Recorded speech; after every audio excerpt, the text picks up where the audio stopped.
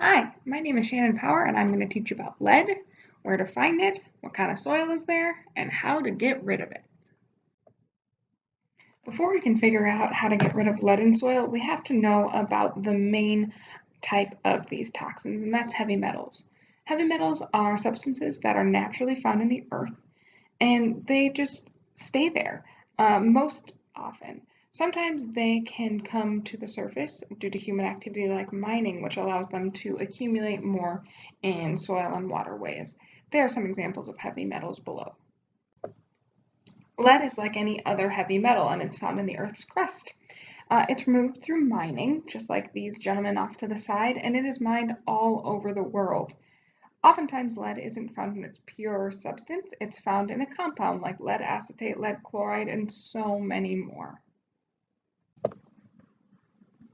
Lead is an element, so it has a ton of properties.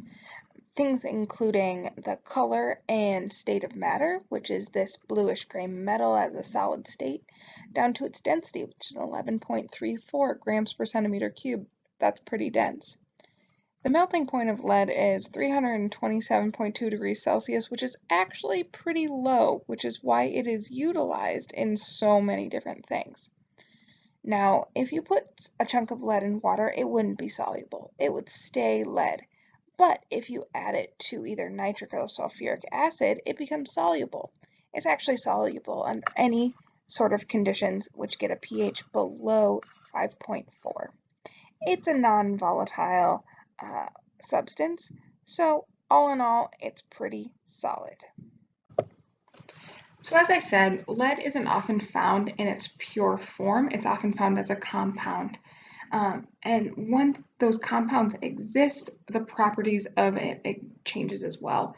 Oftentimes the density decreases, the color change, and the key part here is it becomes much more water soluble.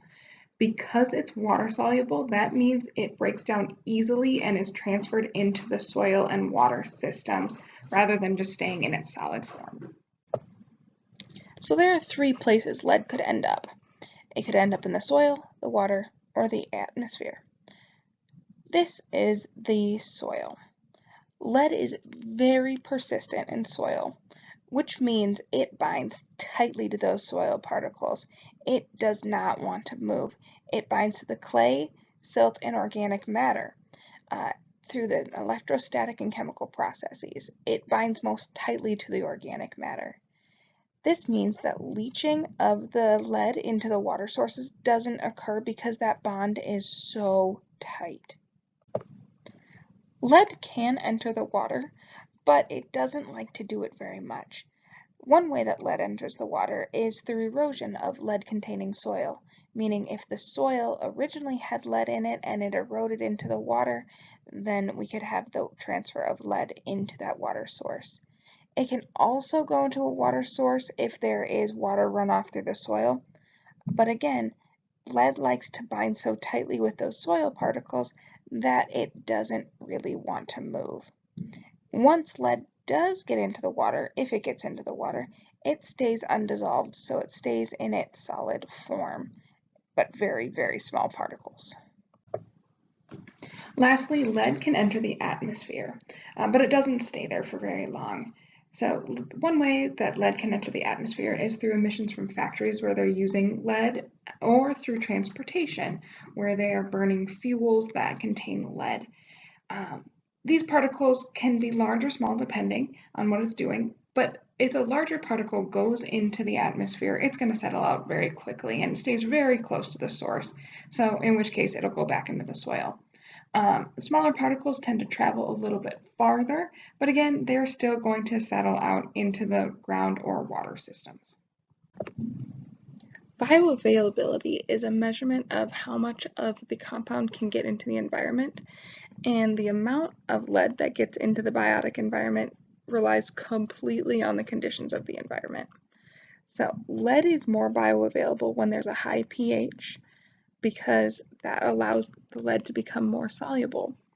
Having a low organic matter content, because lead tends to bind very tightly with organic matter, as well as having a high water content of the soils.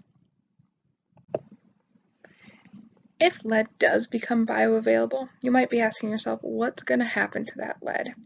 Well, it is going to bioaccumulate into organisms, meaning it will absorb or be taken in by living things in the environment. So the longer the organism is exposed to this lead, the more toxic it becomes to that organism. But it will not biomagnify. This means that lead is not passed on from one organism to another up the food chain, so the effects will not be magnified. In the past, lead was much more of an issue than it is today. That's because at one time they were using lead in paint. They were using lead to make old toys, to build lead pipes, to put lead in gasoline. But just because these things are not happening as often now does not mean that lead is not an issue in our environment. A lot of jobs, pottery, lead smelters, things like that are putting more lead into the atmosphere. Lead is very toxic to human health. The CDC reports that there is no amount of lead that's safe for the human body to ingest.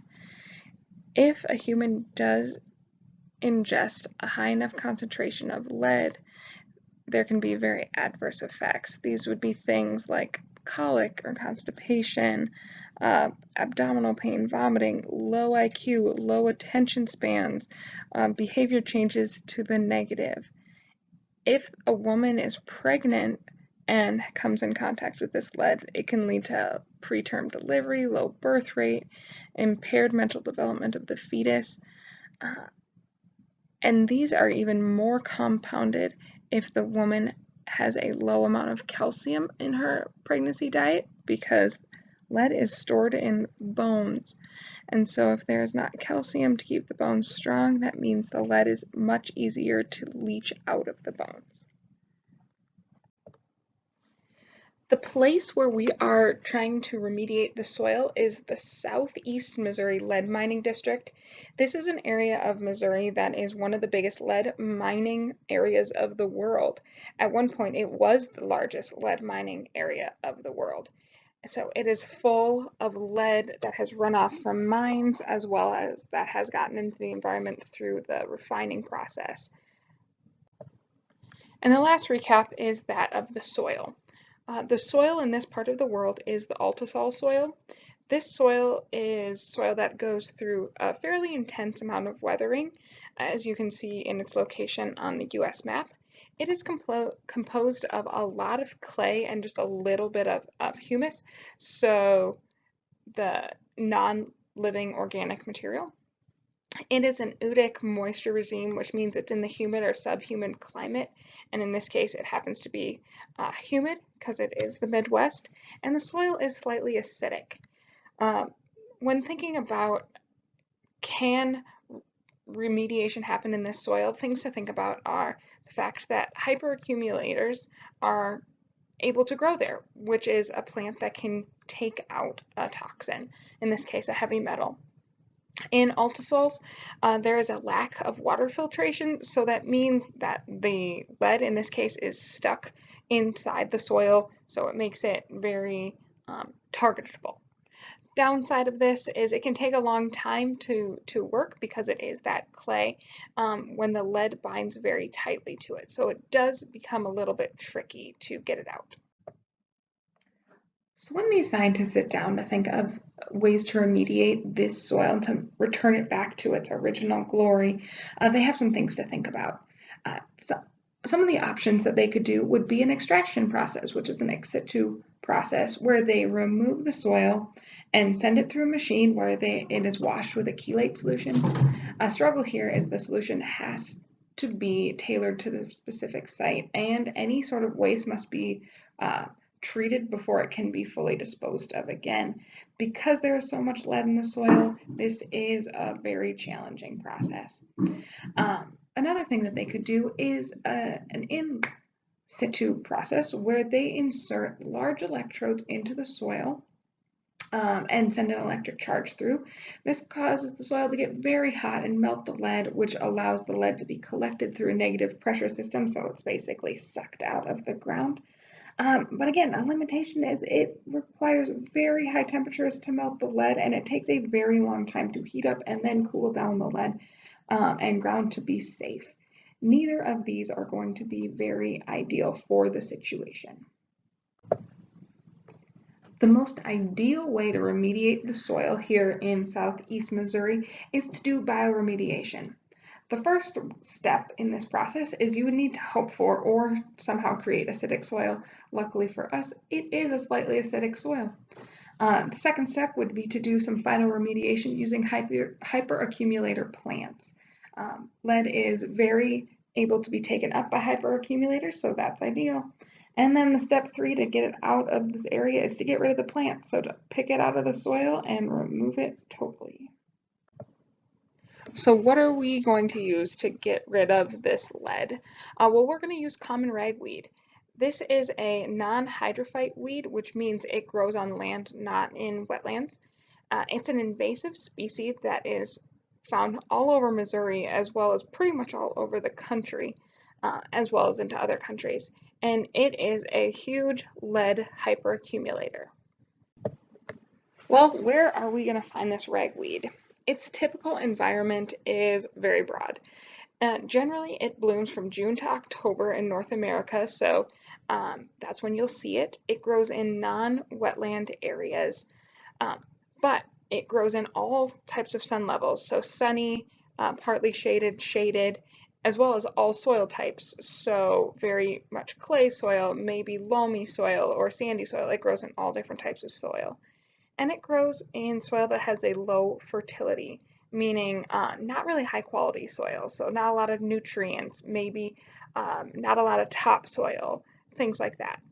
And ragweed is an annual, so that means it is seeded, grows, and dies within one growing season.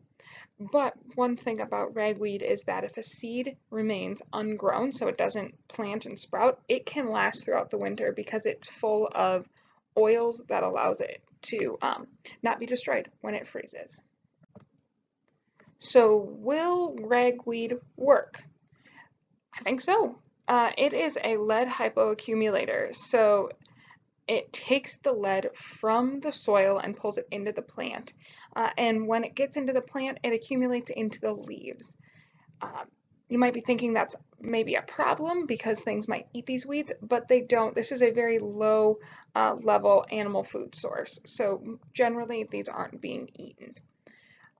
Ragweed has an extensive root system, so not only could it hyperaccumulate, so pull into the plant, it could potentially have the rhizoremediation aspects of having a lot of root access.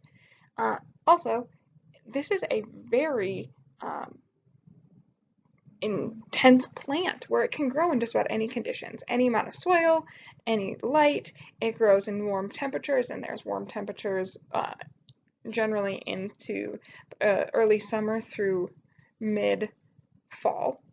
Another thing is it is drought resistant. So even if it does drought, and number one, it's in clay, so there's going to be some moisture in it, but the plant doesn't even care.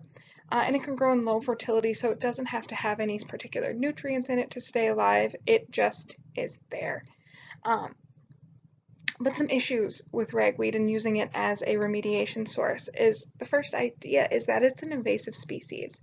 And one of the ideas of an invasive species is that it generally takes over an area. So if it's there, it pushes out native plants.